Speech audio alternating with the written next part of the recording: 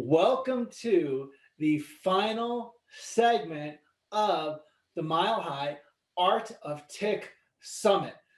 Thank you so much to everyone who's joined us all weekend. And also thank you for those that joined us for part of it. And it's been fun to see all your pictures online. It's been fun to see all the comments in the chat. And it's been so high energy. I know it's going to fuel you to be even better in your office this coming week on Monday. So with that being said, I am grateful to introduce a chiropractor that I don't get to introduce all too often. I'm always honored to introduce Donny Epstein. He's the creator of Network, the creator of somato-respiratory integration, creator of EpiEnergetics. He's an evolutionary self-help, health healing methodologies that are praised by people around the world. Tony Robbins, Ken Wilber, sought out celebrities, politicians, CEOs, and we'll keep creating more technologies. And he's also my dad. So I'm grateful to have him at the final segment of the summit. And honestly, you will just sincerely, truly learn so much about the art of chiropractic from Donny. Dr. Donny, thank you for joining us. It's my pleasure to be here. You know, it's interesting. The art of chiropractic is a never-ending story. It's a constantly evolving story, and it's really based upon the practitioner more than the actual client or patient, which is interesting because everything else you're looking for as a technique and stuff is really more how you apply your force. And maybe, you know, how you talk to someone, a procedure. The art is really special because I was an art history major in college besides a bio major. And my brother was a marine biologist and he loved art, went to jewelry design because he said in life, art models biology. And he told me that years ago, and that's really interesting, that art. And I realized that biology is like God's art there. And looking at that, it's important because really what art really is, at least my perception, it is a social and cultural narrative of the time that gives a window into the artist's essence or soul, how they see the world and how they like to see it better. That's whether it be dance or whether it be painting, sculpture, music. It's really a cultural narrative of how they're doing it. You know, what's interesting is most people aren't aware of this. Frank Sinatra was really having difficulty. His career was crashing. He had his affair at that time with Ava Gardner, and people didn't like that at the time that was happening, and they didn't want to sign him. And he came with a great idea. He said, I'm going to develop a theme album. It's going to be on a theme, sentimental, whatever it is. And he developed a theme album. And when I was growing up, albums had a theme, record out, the things on vinyl that go around to make a scratchy sound. Okay, LP, they had a theme. And you were going to hear a song, you said, well, I want to hear this hit song. But after a while, when you heard the whole theme of it, you would say, well, you know, I really like that song because it has a different quality to it. So the art is applied in every aspect, from your communication to someone, to your analysis, and the analysis is an art, really, to your touch, to your adjustment, what happens in that moment in the space between you and the person, in the uncertainty. Your art comes through. And the art is determined by your why. Why do you want to do it? It determines the art so much. Why? And that depends upon your cultural narrative, your story. You know, look, are you taking care of somebody to be liked or accepted, to come back, you're afraid of losing a patient? Then you really don't have art. You just have some type of survival thing going on. And people love the art. Now, it's a science, yeah. But there's an artistic side to science also. There's art to how you apply it, the science, how you create. So people think in terms of art for chiropractic as giving the adjustment. And I mean, as you know, I am extraordinary at that. But it's not the technique of who it is. It's who I am, the art of what my energetic beingness and my coherence with that person. From that, we deliver. You know, what is your objective? What's the purpose with the art of everything?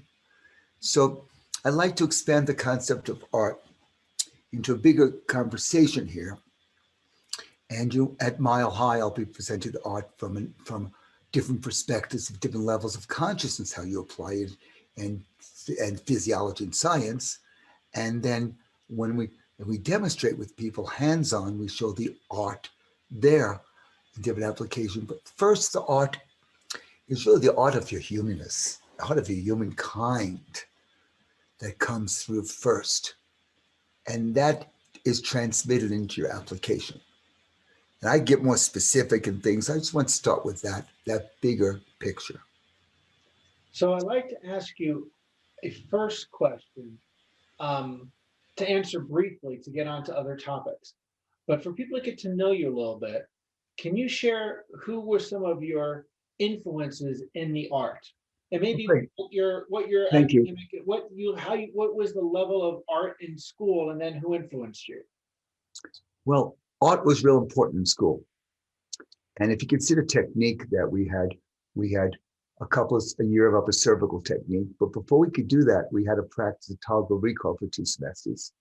We had to take instrumentation with a nervoscope, which they banned after a while. And then in my office, starting to practice, I had a neurocolometer and a constant serve thing. And even the art of how you hold it, how you connect to the person is taught. We had Gonstead technique. I think a year and a half of that, I believe it was. The X-ray. And X-ray analysis is an art. I'll get into that, and the science, the marking of it. We had the art of the adjustment in Gonstead, connecting to the person, feeling that point, motion palpating and feeling that entrainment, the rhythmic oneness, the coherence between you and the person. We're told it's the most important part of that because it tells you when to a thrust. With upper cervical, we practice a toggle. They said you set up and you just wait for the time to do it, right? You learned that you wait for the time. What do you mean wait for the time? How do you know? Because after you know, you know. If you don't know, you don't know for sure. Okay, otherwise you know. We learned about that. And Gonstead actually had taught that the most important factor of all is the timing of which area you adjust first and the time of exactly when you put the thrust in. Yeah. And something happens between you and the person.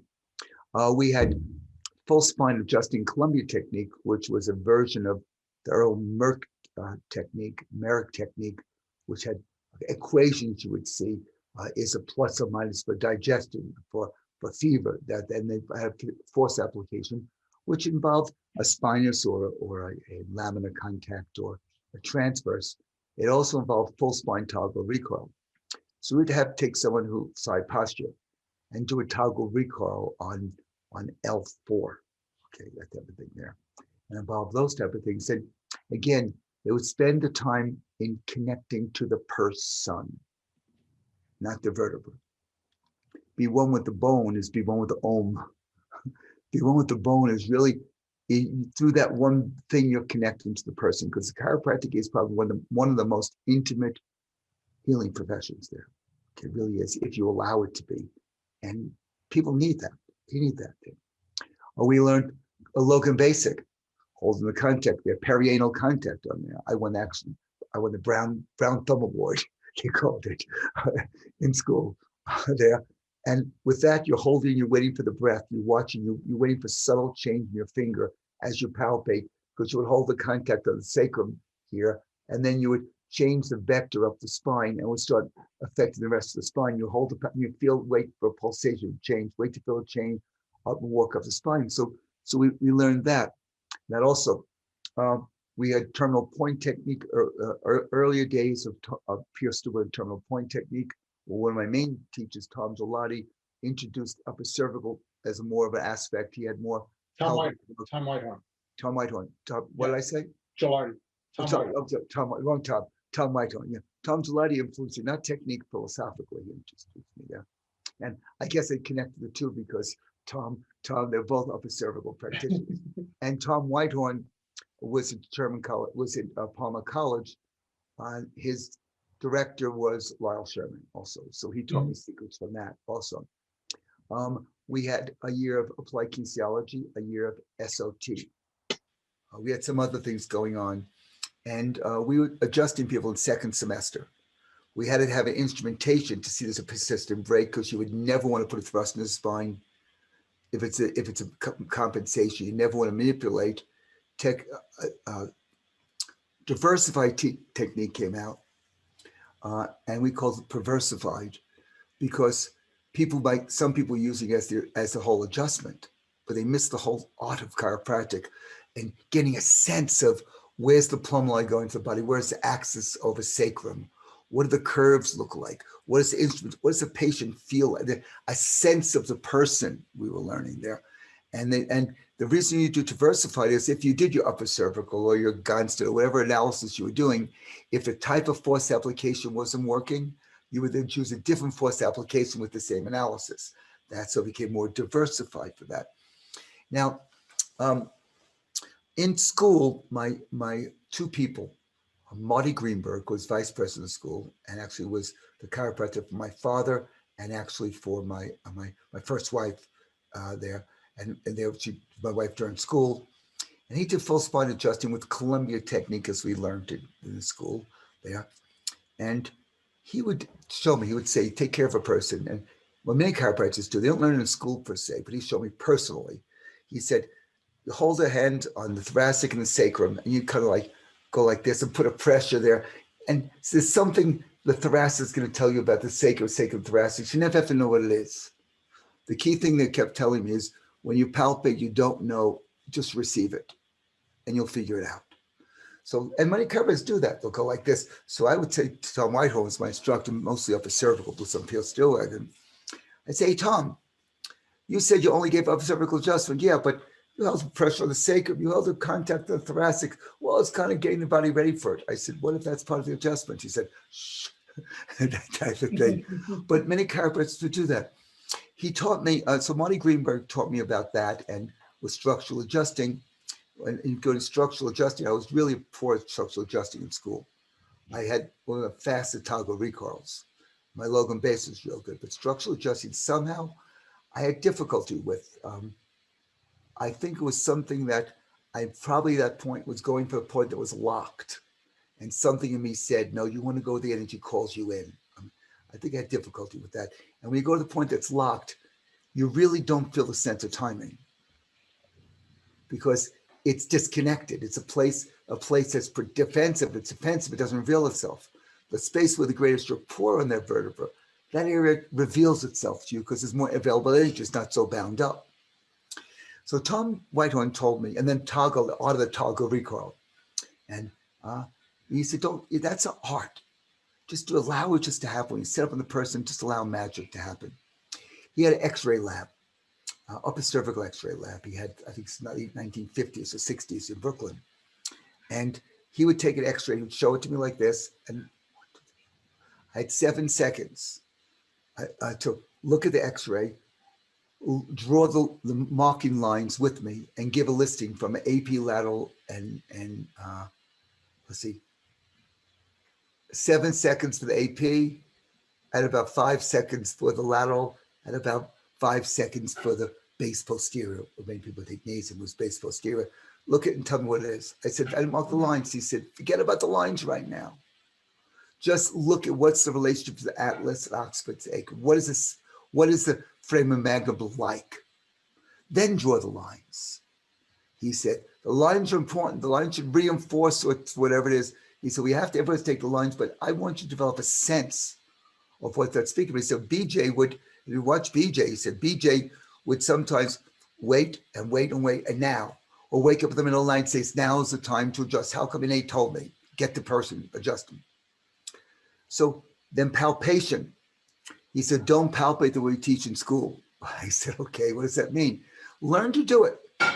Put your hand on the spine, feel over the area, and just let innate speak to you. What's going to happen is when you learn to palpate, most of going all the way deep tissue, you're assuming it's about a vertebra. It's about innate expression. The vertebra is what we're getting access to. We're not trying to move it. We want to get it to rock, to vibrate, to oscillate, and it oscillates with us. So I palpate, and I got like one of the only B's I got B in that because I couldn't feel what people were feeling. And he said, you'll find it. And I could feel things no one else could feel. He said, because otherwise you're fatiguing the receptors. Nothing is ever effort. If it's effort, you're out of the ballpark. And be okay leaving it alone and watching what happens. Okay. So I think those are a couple of people. Yeah. Past Sarasoli taught me to feel for tone. Deep tone, chiropractic tone, but he adjusted. I adjusted me once. I did it. I was brave enough to do another time there. I guess my tones adjust under. But if everything moves to the right, everything moves to the left. What happens? He said the force is to tone the person up with their innate and with the universe. And that has the self spoke. I think those are the major artistic part of things. Science, academic, I got from other people. But those are the main people I think who really taught me about the art. So now fast forward to where you are in your life and your career and taking care of people, right? In terms of the art, what makes the art of chiropractic special, unique, separate and distinct from other disciplines that might do Well, things for fun? first I'll say it's similar with anyone who really cares about making a bigger difference in the person other than their condition. Because if you want to help fix a condition, if you're taking care of them to get something back, you don't have the same connection. And the art of chiropractic is different. The chiropractors are old-time chiropractors. I guess I'm considered old-time one, but the chiropractors, my old time, they had a hunger to help humanity change. They knew that when that person was adjusted, there would be an alignment with the world a different way. When you have that, then you have a different awareness, and things that you would not perceive otherwise you perceive. I would say that another aspect is feeling the person through that spine. For me, I developed different ways. I wanted to know what's going on with people. Now, an early story that really touched me was when a patient I used to before I even developed network, and I was finding my way between upper cervical, open basic, and Pierce technique, those things together, and taking instrumentation readings.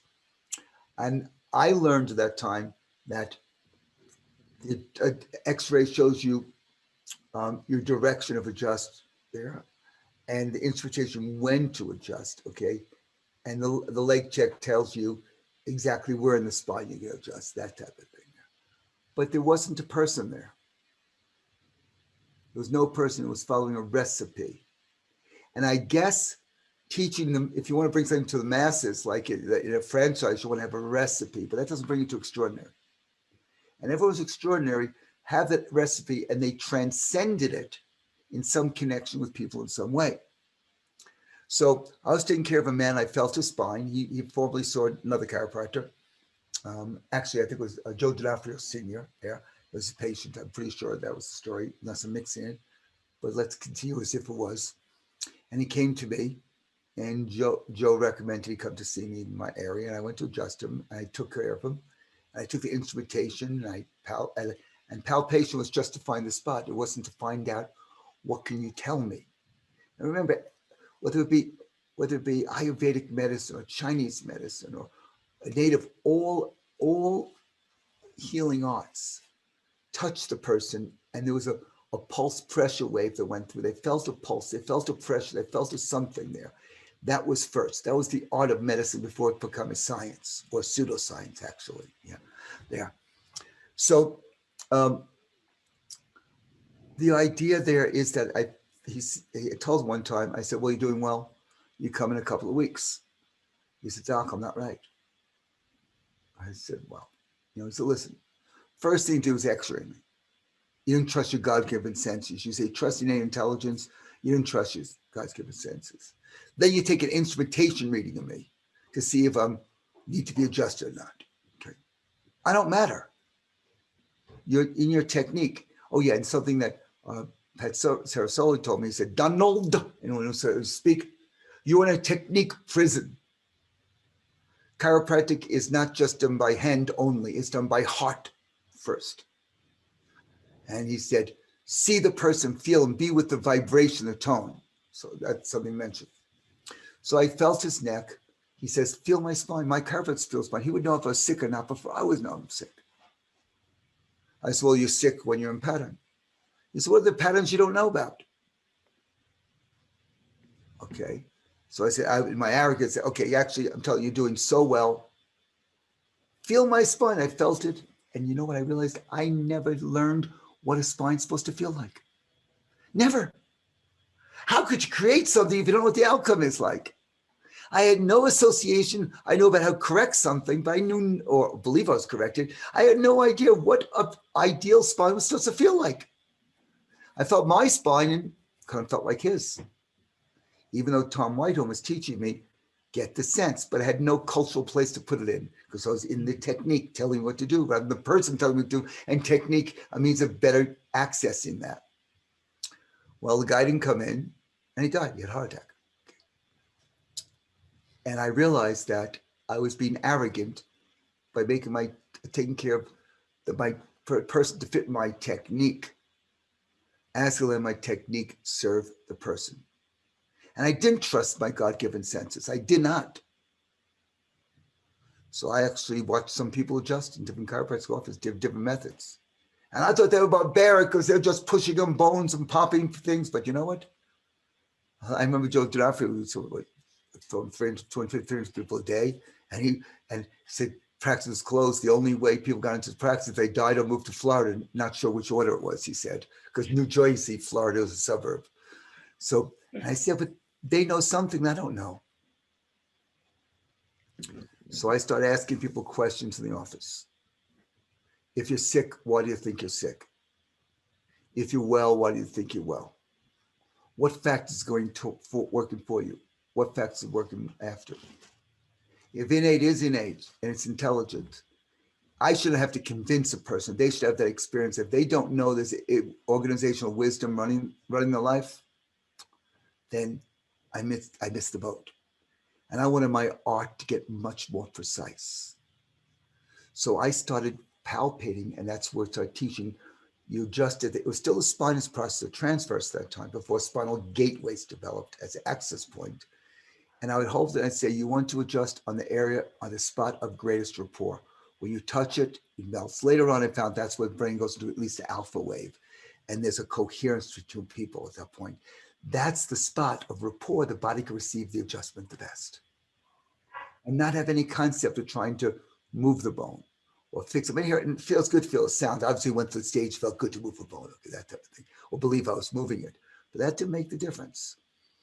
The area that's locked or fixated, that area is in defense. It's still connected to the pathological dominant pattern that produces subluxation, and at least two articulations are hooked into that. And if I touch that, yes, it may move, but the difference between my going to move it and inquiring and saying, hey, what works best for you? So as I started learning about relationships of masculine and feminine more, I realized I was taught the masculine model of adjusting the art. And that's harder, faster, deeper. If the person makes noise, loud noise is probably better than being quiet. And if it doesn't work, you use more force. I mean, that's like an immature masculine model of sexuality or intimacy. And I started learning that you show up at the right place at the right time and be with that person. And everything you said all day long gets counted into end results at the end of the day or at nighttime. That everything from the time they walk into the office to the time they see adds value into my having that sacred right to do this. Arnold talks about making love to spine. It is that type. We first told me love to a spine. I was like, what? Yeah. And it is that type of experience when you're adjusting someone. And I then developed the way of looking. If a person's body is overwhelmed by chemical stress or emotional stress, so the spine shows up differently. Then a physical stressor. I started looking and then linking that to what area of the spine was involved and what emotion might that part of the spine be feeling. How would the posture relate to it? I want to see the person. And when I'm palpating that spine, somehow I would know, and I would have to commit to something. And it's not because of this. I'd say, wow, this type of pattern shows up when this happens. That was still the art. I had no science for it, but I paid attention when people said, 15 years ago, and you do this with practice. You say, wow, I have this pattern. It's a pattern that showed up when I first started in care, and even in care 3 years ago. That's around the time you got divorced. How do you know? Because somehow you're doing nonlinear artificial intelligence program that's telling you because you paid attention to subtle cues. And you tell a person that, the art of their humanhood, of the human being, how it affects it. See it, the art of that humanity for them there. When I adjust somebody at that point, I'm not even the vertebra disappears. It's a soul that's waiting to get connected to the resident intelligent universe, to have a resonant effect to other people. I mean, that's what I think. And how can I do that with the least force that makes the biggest change? And if you're asking for the least force, then a nonlinear process will occur. A little change can make a big thing. If you look at the biggest force, it's usually your frustration. Never, ever, ever adjust someone or touch the spine, analyze it with your frustration. You'll always do the wrong thing. Those are all very important points. And if someone wants to increase their artistry, remember, we have a whole spectrum of people. We have from people watching that are in practice 10, 20 years and plus, and people that are students. If you want to increase your chiropractic artistry, what are some recommendations that you would share? First, pay attention to the person talking to you. It's important. Listen to what they're saying. I think it's important to ask them, what is their concern? Not what's the condition, what is their concern? When someone listens to the concern, it's never about the vertebra or the condition. It's not that. When you listen to what is the concern, you have a level of empathy. There's something that's transmitted. When you give your adjustment, you're a nurturer, you're an usher. You're not schlepping them, pulling them along the aisle, or pushing them. Let me give an example.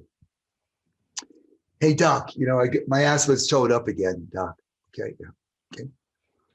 I might say, okay, so you're asthmaing right now. Okay, when did you start asthmaing? All right. And what's your concern? Is my asthma? No. That's your symptom. What's your concern? Well, I can't breathe. And what if you can't breathe? Well, I'll die. Okay. What's the concern? Well, I can't play sports. I can't do this. They'll tell you what they believe it's linked to. Get this pure awareness of the nature of a system or of a person instantly allows some unbound energy with some other force to enter the picture that assists, and the adjustment's easier. Now, I'm not saying I'm going to change that concern. When someone's really messed up, there's three questions. One, if you had this treatment or method in the past, what was different about your symptom? Next, what was different about your concern? And third, what's different about you? In the chiropractic care, those three separate as they're getting well, as they may express themselves more effectively. So, doc, it's my asthma, it's my shoulder. That's what's, well, I ask, how are you doing? I ask, what's the symptom? What about you? Oh, I'm miserable. And I said, okay, I got that. So you're miserable and this hurts. Just be quiet for a moment. When you acknowledge what's really going on, not the story about it, somehow you just get impressions about the person. Your hands will be guided. Now, another time, person will come in and say, well, I'm having the same chest pain I had before. I have a new chest pain, whatever. I say, great. Well, how are you? What's your concern? Well, the concern we're going to have a heart attack or something like that, really. And what if that happened? Well, I couldn't take care of my wife, and I abandoned her, like my father abandoned me. Okay, they'll tell you. Now, obviously, the adjustment's not going to change that experience, nor will any treatment. But what's bringing them to you is the gap between what they're experiencing and the meaning they're giving it and the helplessness about that. That's what's going on. You don't have to talk about anything more than that. You could say, wow, okay. Wow. Well, do you know what? I'm going to take care of you because I recognize this is your concern. And the concern is really that there needs to be more energy available to flow, more information to deal with life. You have, you don't have enough bandwidth right now. I want them to link the concern somehow they're having as a bigger picture than just a symptom. You said nothing, you still go like God. You go, oh my God, I have a realization. That's the perfect time to adjust them. The timing, either that or I will take care of them. And while I'm doing it, I will be that source when thinking about them. So they get into a state, I've been seen, I've been heard, he knows about me, she knows about me. Well, oh my God, for magic and healthy spine, what do you think that means to you? Something that you want to say, wait for the person to be able to go, yeah. That's part of the artistry in communicating. You want to adjust them when they can accept the forces most effectively, where they can accept most effectively. That's part of the art. The least to get the most. Next question. There's a lot of confusion in the professional world. And that's not a new thing. There has been that for probably decades. But between a manipulation, a stuck joint, and a subluxation and an adjustment, what makes an adjustment as compared to manipulation? The art of chiropractic, the art of chiropractic is different in each of these things because the practitioner's objective and how much energy they have available and what they expect from the patient. Because the person's responding to your energy field, what you value. And they're going to go wherever it is. Eventually, your practice reflects what you're really delivering and what you're really promising non-verbally. So it depends upon what your purpose. What's the highest order you have for people? Is it to get them out of pain? Okay. Well, if that's the case, you're going to be miserable in life. You have to use more and more force because the body wants pain there until a change happens, until there's more energy. Do you want to take care of them to prevent something? It's a different type of practice. You're still wanting to move away from something. As long as you're looking to use your care to help them move away from something, you're competing with it, you'll get more of it. And you have to work harder and harder to get the same result. And there's not that much energy. If I say, gee, I want to move away from back pain. How different is that then? I want to optimize my nervous system. Just feel how much different. What are you moving towards? And why do you want to optimize the nervous system? Because the bigger you make your system you're involved into, the bigger your system is of what you're interacting, how it's going to make a difference, the more your artistry has to change to accommodate for the technique with people. So if you want to make people feel better, then you're fighting a game that they're supposed to feel miserable if their life is miserable. They're supposed to be that way. If you don't have enough energy for the organizing wisdom and intelligence to assemble information into matter and into constructive function, it's not going to happen. So this comes into the concept of coherence. Oh, okay. It's not that a nerve fires to the next nerve. It doesn't just work that way. It works that way. A nerve fires to another nerve that's resonating at the same frequency. That's called entrainment. You have a syntropic relationship in neuron. It's a syntropy, a nerve that fires in conjunction with another neuron, no matter where they are together, form a bridge together, and they recruit more in the similar area. If there's not much energy because it's bound up in the system, not available energy, it's bound up in the system, it's not available, then what happens is you have a pattern, a looping pattern that's not productive, that keeps you there. Hopefully the adjustment itself is going to get more energy information in the system. So now it destabilizes that too stable pattern and allows it to have a new pattern. Or with more energy information, that pattern annihilates the previous one and goes to the next level. And I'm mentioning this because if you're taking care of someone and you want to bring more stability to the person and more comfort to the person first, you'll never get to a long-term goal. You'll say, I never get to that type of practice. It doesn't work. Because if the short-term goal is the opposite direction of the long-term goal, you'll never get there. You're also giving a person a different spiritual and social contract for care. Now, what's happened is that when you're taking care of a person and you see the purpose is to manipulate a joint to free a nerve or a joint, as far as I'm concerned, there's nothing to do with chiropractic. It's manipulative therapy. And just so you know, the research shows there's generally no more greater change in pain relief over yoga or meditation or something than that. And yeah, so that's not what chiropractic is about. You may have learned that, but that's where people burn out and drop out of practice because there's something more. But then you say, well, I'm going to adjust the subluxation. Great. Why? I'm going to increase the nerve flow. You're missing the point. Because B.J. Palmer talked about a mental impulse. Now, modern levels of consciousness really speak about, in the physiology, it is the frequency entrained oscillation, harmonic, between neural centers that create this synergistic phenomenon, a phasic synergistic phenomenon that causes communication across an area. And also that starts bringing another field of influence, another energy to it. It's from another dimension. Sounds weird, but that's what modern neuroscience is speaking about. When a group of neurons, so the whole system coordinates that way, that is called coherence. It is the oscillation of neural centers in phase with one another's that is associated with consciousness. On top, and you saw some of the articles we have, top neuroscience articles would say frequency entrained neural oscillators and neural networks is what produces consciousness, cognition, learning, memory, the ability to recall things, and your experience of the world. This is important. So when you're taking care of somebody, are you looking at the synergistic response between the different parts of the spine? Old-time chiropractors did. I'm just an axis, look what's happening to the sacrum. Observe how that synergy happens. If you're doing subsistence, passive, active, neural control, or emotional, how do they relate together? It's a different art.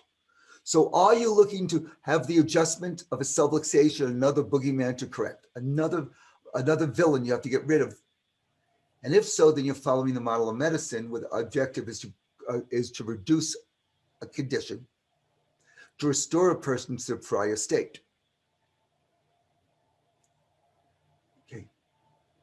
That even with chiropractic applied, it's better than doing other things most often. It's still not going to get the same type of change. Since consciousness, the ability to be self-aware, which you found in network research is essential for the changes people got. What happens is this is the fundamental basis of making healthy choices, adapting to the environment in every area.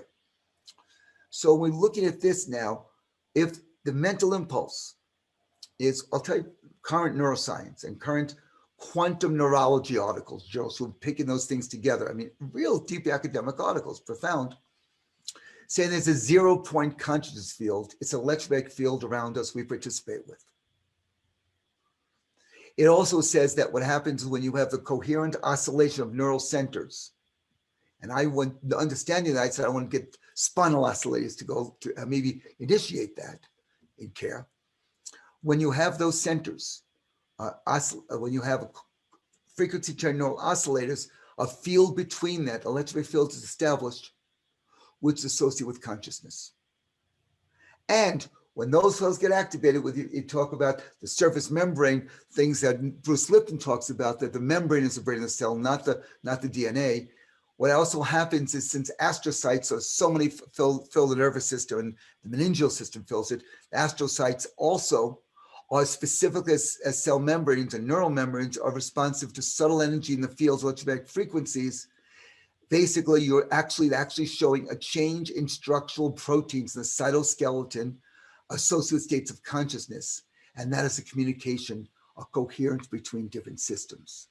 Ultimately, with any healing, there must be a change in meaning. And change in meaning means more energy in the system, able to move past bound energy at a lower level, reach energy at a new level, a greater coherence between the nervous system in that area. And with that, as you see that, as you think about that, as you are with that, there's a change. A great research on the placebo effect said that what creates a placebo effect, and it said is therapeutic ritual produces placebo effect. So what does that mean? Whether you adjust a person on the table the same way, you have a stethoscope, you give a medicine adjustment, it produces a certain placebo effect, which has a change. It is an unbound energy affecting this electromagnetic field with us, which has an impact. Now let's get back to the 0-point field that knows everything, the conscious field of it. It knows everything. Taking that concept and talking about universal intelligence, know that not universal force is destructive, but universal intelligence knows everything. It's a 0-point field. There's a vibrational wisdom of the universe, and we can actually demonstrate that.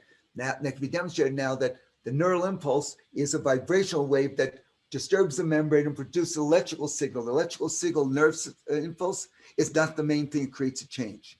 It's almost an artifact of it. What makes it change is a multidimensional reality that exists with that something extra adjustment, with pure awareness of the system observing itself innate observing, educating, creating a change. That's when the aha moment makes. That's the point I want to be hanging out with persons who adjust when they get aha during the adjustment or before or after. So the mental impulse is a multi-dimensional process connecting the 0-point field.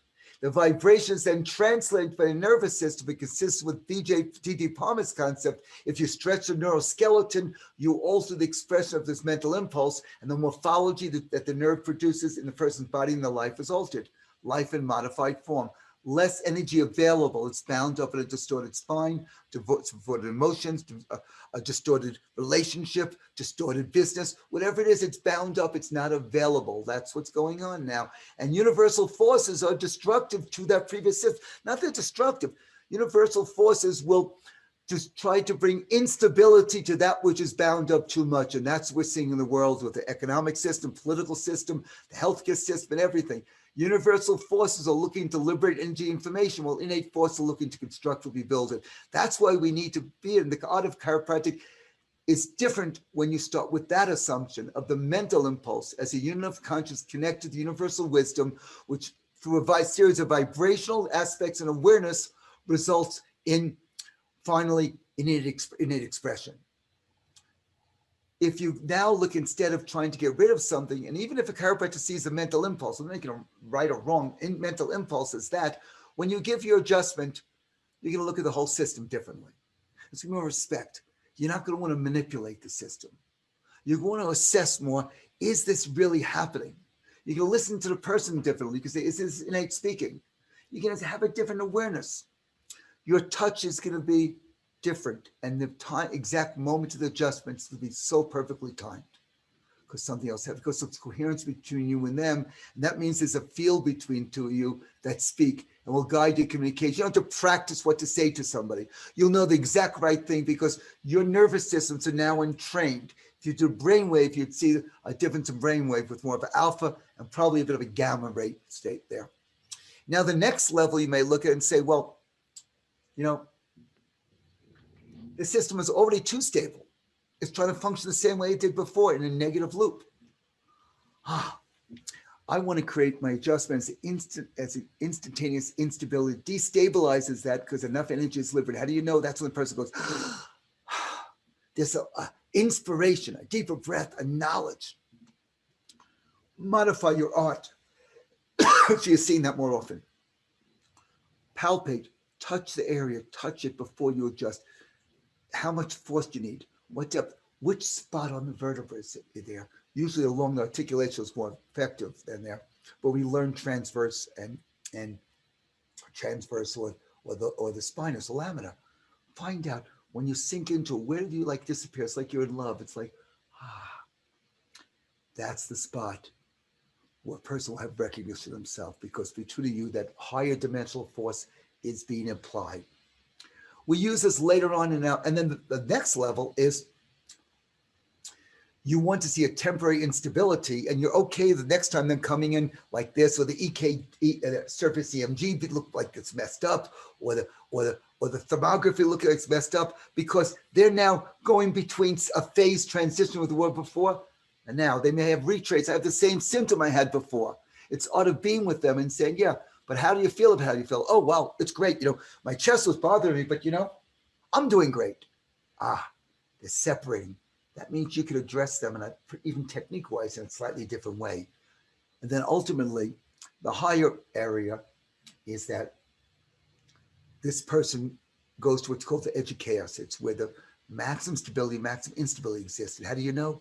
They just quit their job, not knowing what's going on there. Their spine is functioning a different way. The structure is different. It's more free, it's more open. And the conversation they're having is not about their concern about whatever it's concerned about. How could I be more? How could I give more? How could I share more? If you want to be that way, your technique has to be a lot more refined. And they're going to know whether the change is happening in their life, in their behaviors, and you'll see it in their spinal behavior, in the structures, the forms they take in their life, their models of business relationships, as you'll see the structure of their spine, and their cognition, their feeling, their sense. Anything else? There's two things I want to mention. Before I mention those, briefly, as we're at the end of the summit, this has been on for 2 days, and you've influenced, impacted so many people in the art of chiropractic over your years. And I also have seen people grow, just have been with people and growing their skills around the art, and have contributed so much to chiropractic in so many ways, from really a true heart of service. What would you like to, this is the guest choice question, what would you like to say to people about the art of chiropractic? It is cultural, based upon how you see you interact with the system, what change you believe it can make. Let's start with that. Okay. I used to be adjusting vertebra. Then I was adjusting spines. Okay. I was adjusting nervous systems. I was adjusting central nervous systems. Okay. Then I was adjusting lives. I'm adjusting destiny and future humanity, because that's my vision. So I will, if I ask for that, my artistry will reflect a different way, a different touch, a different something extra there.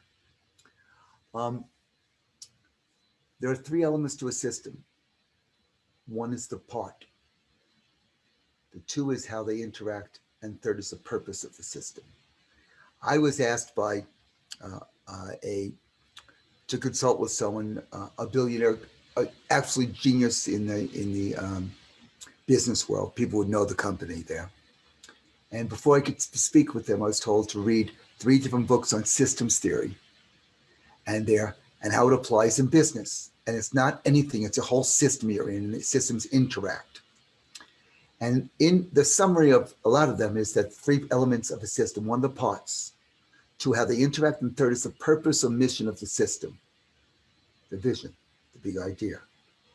And in non-living systems or in businesses, how do you see the purpose of the system? Whatever it's achieving, that how to be the purpose, whether you knew it or not. And are you in line with purpose? You wanted to know. If you change the parts, individual parts, nothing much changes. If you change how they interact, which is the main thing chiropractic is how the parts interact, the parts actually change. If you change the mission of the system, all 3 change. So this is where the art comes in there. So if I think of the neural connection, the syntropic, the constructive aspect where the 2 nerves are vibrating in unison, soldiers are marching. What is the wavelength of how all the marches come together? That's a great start. But what happens? What's the effect of the wavelength on the whole journey that they have? What happens over the whole journey? That's what hopefully one can care with them. And I'd like to see that. I think that the biggest point of all is that you have a capacity to make a bigger impact than you think.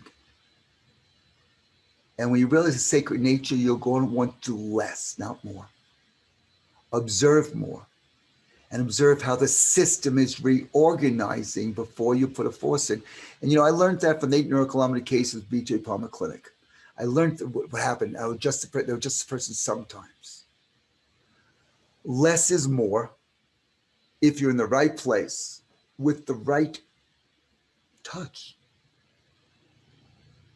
You're touching the essence of soul of that person. As you know, I could move things, help vertebra move in ways that people are incomprehensible. Just a movement here or there, my eyes closed, whatever it may be. And the idea is that because I am one with that person, I sense the person. If I have a vision for that person as the we of humanity, I could tell you something else changes your art and your touch. Almost every time, if I do a structural application, I hold a contact like this, for a second I go, what goes wrong? What if it's a question? My humility comes in. Humility is essential for the art. And please don't confuse resignation with humility. And please do not confuse fear with humility or pain. You don't have to have pain to have humility. The purpose of our traumatic points in life is to get us to be humble so that we have more bandwidth going through. Humility opens the bandwidth information system and liberates energy. That's what just saying the chiropractic thrusts, innate adjusts, chiropractic for better world to world, though it's part of the artistry. That's part of it. Don't take yourself too seriously. Be aware of where is that nerve supply going to? What might influence that person? How might influence the life? How might influence other people? It's not just about that. What you're doing is sealing the deal. I have found, in my experience, that the structural adjustment that's given, generally, to reduce tension in a joint, manipulate, even to free a nerve, very often locks in whatever reality the person's in at that point. My first network seminar was saying, before you structurally adjust the person, go for the multiple core tensions, how the brain is experiencing the world first. And then other adjustments go easier. Most of the time, you don't need to do it. And when you do it, it's now doing a system that's already liberated. When I put a structural thrust into a system, the art of it, I wait for the timing. It's already because it's oscillating, rocking. It's the highest level I've ever seen the person at. And I want to then help the structural system, like exclamation point, say, remember, this is a new baseline. And you know what? None of us are enough to be good enough at this. And when you realize that, something else happens in the art. It's the rapport, applying the force, whether it be in conversation, everything else, where the greatest rapport is, taking care of them when they have more available energy. You might say, listen, go out, listen to music, come back and that stuff. Don't expect me to change your state. You come in here as if you're worshiping in a temple and come here already worthy of that. In whatever phrase you have, that's the type of concept you have. Don't think my job is to make you feel better. My job is to connect to the universe, what you do with your job, and I'll make sure it's happening. And if innate is innate intelligence, then you know what? You're going to know it, or I haven't delivered. And I deliver. And when you see people in your office this week, they have to know from you that you deliver, and that they know when they're on your table, you're there to deliver your best. And they'll know that. They'll pick that up from you if you carry that with you. Danny, I just remember you maybe about 10 years ago saying, how do you know what to say to somebody? You have all the scripts, all the stuff. And I said, just be with the person rather than your role as a chiropractor. Be with them as a servant. And it just happens.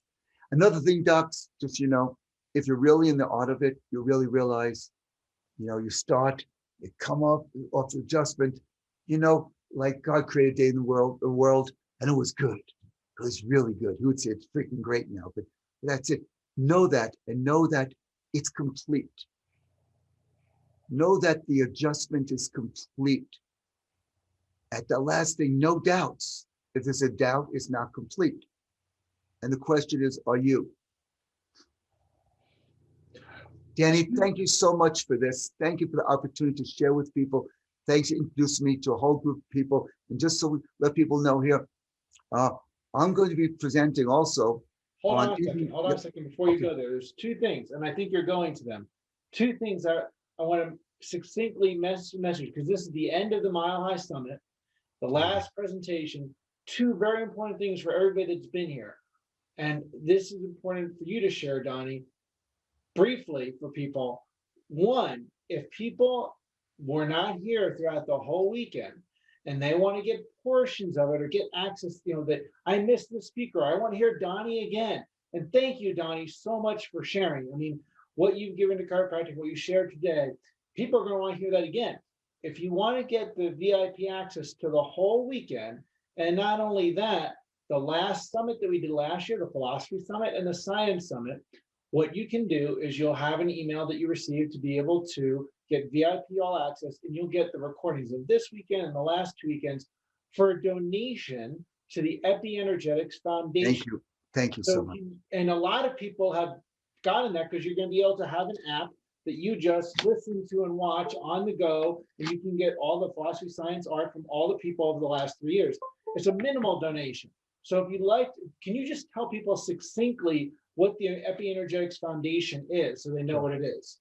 Well, EpiEnergetics is the term used for the progression from the very beginning to the end, including now all my technologies in all different areas, including network in chiropractic. And it's based upon the principle of the triangle life, that if you bring a source of energy to a living system consistent with its nature, this system will instantly evolve, become better, it'll impact. And that if you want extraordinary, you need to have more informational bandwidth, and it must be upgraded in all areas of life. And we apply this there. The EpiEnergetics Foundation supports and promulgates these principles in healing and in life in all different areas.